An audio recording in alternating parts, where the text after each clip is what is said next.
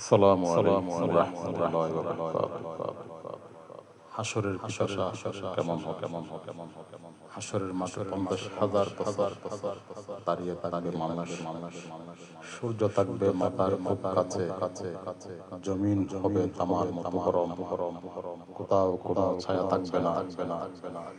পিপাসা কলিজা পুড়ে যাবে।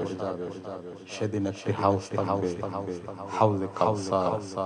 সেই পানির রং দুধের চেয়েও সাদা, স্বাদ থাকবে মধুর চেয়েও মিষ্টি, সুগন্ধ হবে মিষ্কের চেয়েও সুগন্ধি।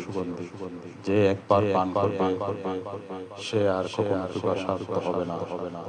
কিন্তু সবাই সেই পানি পাবে না। রাসূল সাল্লাল্লাহু আলাইহি ওয়াসাল্লাম নিজ হাতে মুমিনদের পানি পান করাবেন।